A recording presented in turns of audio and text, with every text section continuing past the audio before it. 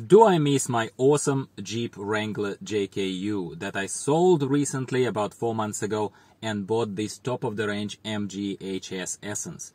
Do I miss it? It's a very simple question and going to be a semi-philosophical kind of discussion. It is not a car comparison video, my friends, because I'm not insane. That would be comparing apples to oranges or even something even less comparable. So it is not a comparison of the cars, but it is somewhat a comparison of experience. Because I'm a private owner of MG cars, I like many things about the cars that we have, ZST and MG HS, the one that I'm sitting in right now and the one that I'm driving most often.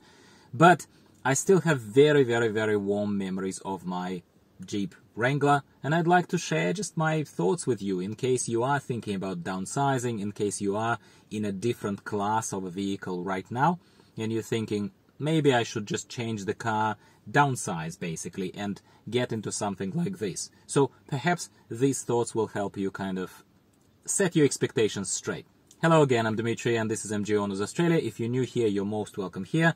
It's a very kind of conversational narrative type of videos that I publish every week, talking to my people here about the private owner's experience having two Chinese manufactured cars, or China brand cars at the very least, in Australia in 2022. We have ZST, we have MGHS, I had a lot of other cars. Today we're talking about my reminiscing of my wonderful Jeep Wrangler that I had for 3 years. Now let's jump straight into it. So first of all, I have to qualify one thing first and foremost, other than that it's not a comparing apples to oranges, other than it's not a car comparison video. I'd like to qualify that I've never used Jeep for four-wheel driving. That is the most important point. Why? It's the most important point because that is what makes these cars remotely comparable. Both cars would have been used, and have been used in case of my Jeep, for city driving only.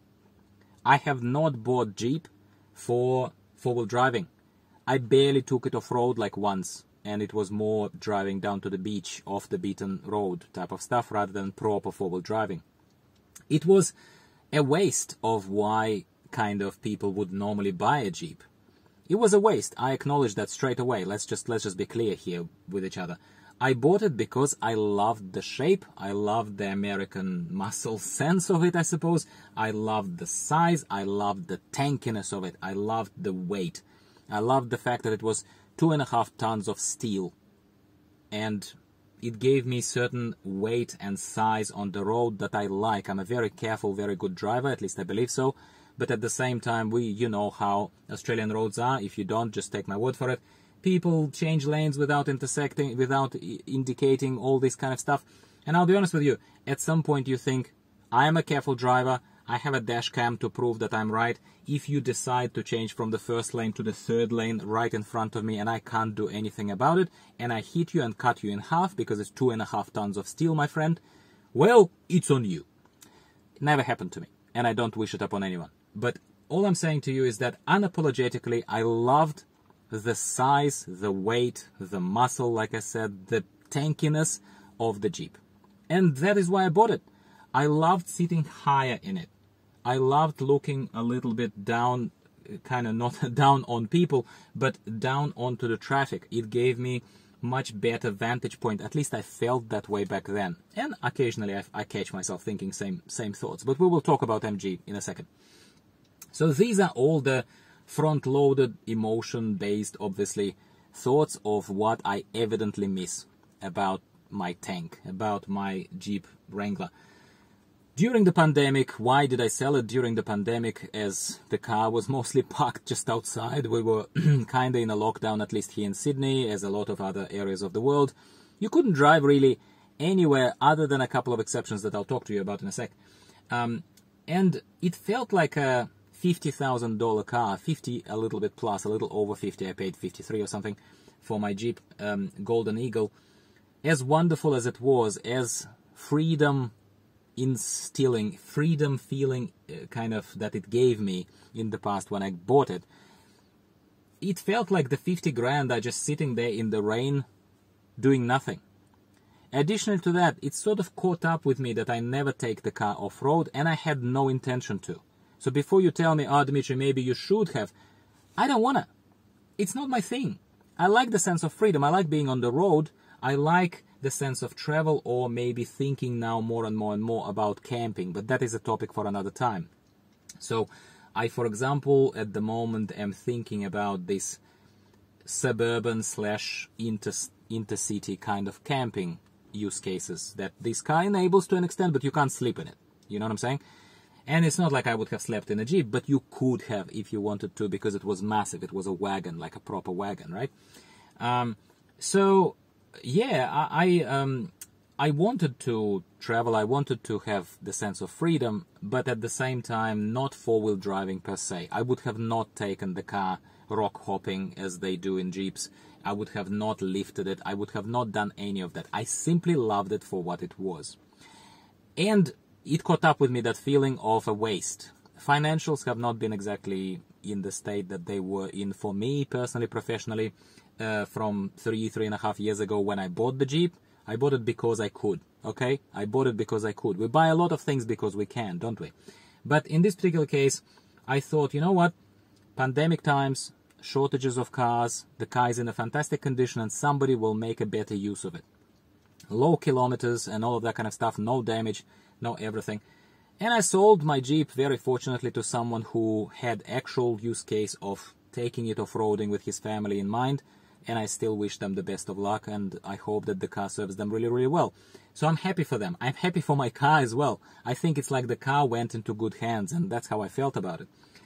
Plus, reselling, again, we are transparent here in our little club, selling the Jeep and buying this top-of-the-range MGHS Essence, leather seats, everything. I spoke so many times about this. If you are new here, please feel free to check up on my other videos rather than me repeating myself here. But it is top of the range. I wanted a bit of more creatures comforts after driving in a Jeep for 3 years as well, and I took long trips in it as well. Here, it's super comfortable. Super duper comfortable. So much better than a Jeep. Jeep doesn't even dream of that, okay, of these levels. All of these excessive electronics, which I know I complain about mostly lately because I'm being honest with you. But at the same time, there is a lot of convenience here. MG Pilot, the lane keep assist, all the dings and bongs when they're not annoying but helpful, you know. Jeep had none of that. Jeep had none of that. And it had pluses and minuses. The plus was that everything was straight as a stick, as we say. Everything was so basic, there was nothing to break. Everything was basic. There was no push start. There was a key-based start. There was basic rudimentary electronics like pairing your phone with Bluetooth, and that's it. See you later, mate.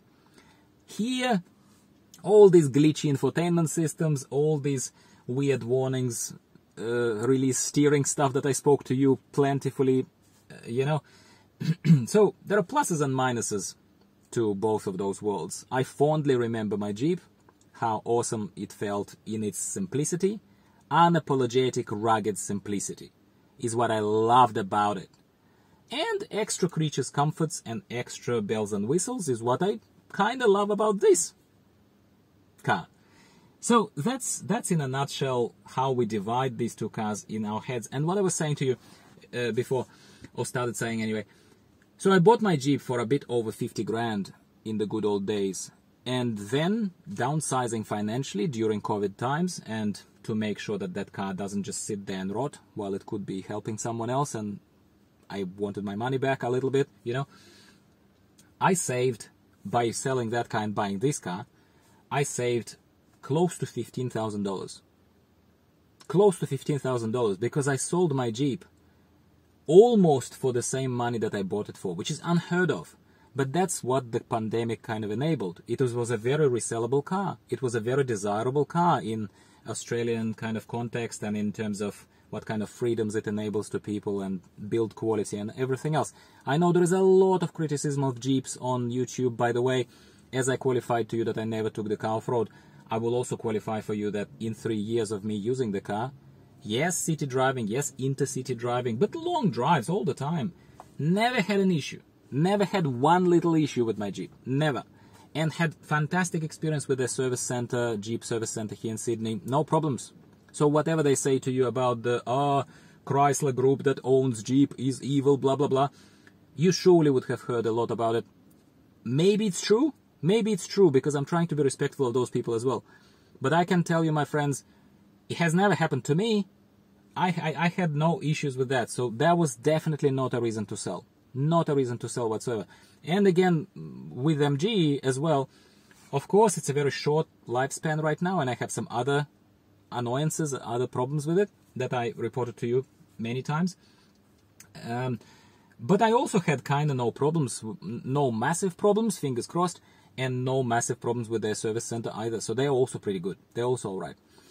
So these are my kind of on-the-spot thoughts, my friends. I miss my Jeep. I miss my Jeep in terms of the size, in terms of the ruggedness, in terms of the driving position. Remember when I was reviewing Haval H6 not long ago, there is a video on my channel if you missed it.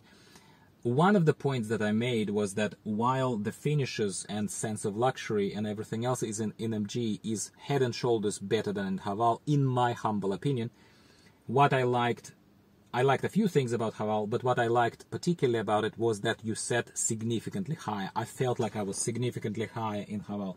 And that, roughly, of course, please make some allowances there, listening to me here, that roughly reminded me a little bit of that sense of sitting higher that I had in my Jeep. And that is one thing I miss massively. I miss ruggedness, I miss the height of position, I miss weight on the road, that basically no one should get in my way if they want to live, type of stuff. And I'll be honest, unapologetically honest with you, regardless of how carefully I drive, it's a nice feeling. It's a feeling of safety. It's a feeling of passive safety, of this massive steel frame protecting me and my family. It is what it is. I don't have sense of fear. In this car, it's big enough, it's okay. But at the same time, it's nothing like driving a tank, okay? It's nothing like driving a tank, okay? And if you ever drove a tank or a tank-like car, truck, etc., you know what I mean.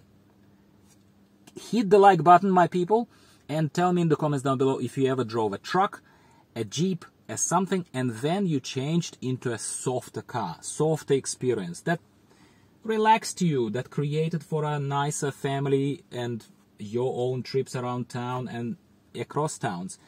This is where MG wins.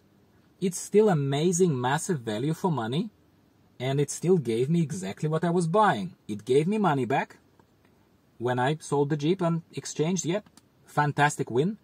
And it gave me all sorts of bells and whistles and massive value for money in terms of the comforts, creatures' comforts. And I keep saying that one thing I will keep raving about. I have never ever sat in such comfortable seats as I sit here in my MG HS real leather wonderful seats, top of the range of course.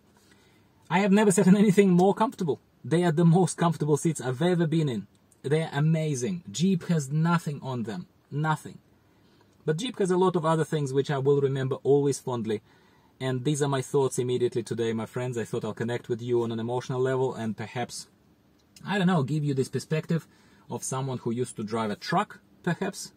We could put it that way, rather than specifically a Jeep. And changing to a softer car, while pleasing at first, on several points that I mentioned to you already, you will think about it, and you will look back at it kind of missing something.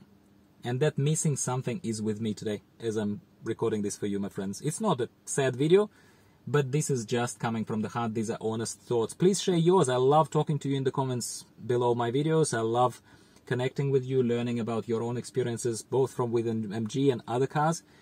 So yeah, that's the video for you today. Hopefully you enjoyed it. If you did, like it.